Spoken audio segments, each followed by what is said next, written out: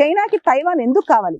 అసలు తైవాన్ చాలా చిన్న ప్లేస్ కదా, చైనాతో ఏ విధంగా సరితూగలేని ప్లేస్ కదా, కానీ చైనాకి తైవాన్ ఎందుకు కావాలి? ముఖ్యంగా తైవాన్ యొక్క స్ట్రాటజిక్ లొకేషన్ సౌత్ ఈస్ట్ చైనాలో చాలా దగ్గరగా ఉంటుంది తైవాన్.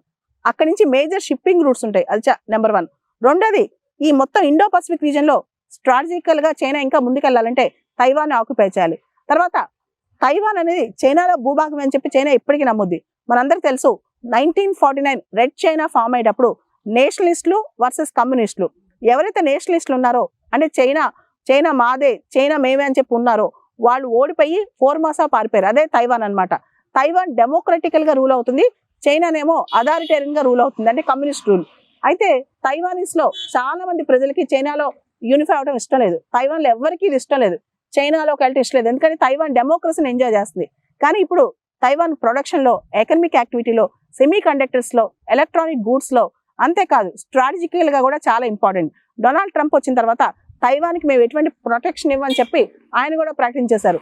కాబట్టి డొనాల్డ్ ట్రంప్ టెన్యూర్ ఎండ్ అయ్యే లోపే, డొనాల్డ్ ట్రంప్ అమెరికన్ ప్రెసిడెంట్ గా ఎండ్ అయ్యే లోపే చైనా తైవాన్ ని కంప్లీట్ గా ఆక్యుపై చేసే అవకాశం కనిపిస్తుంది.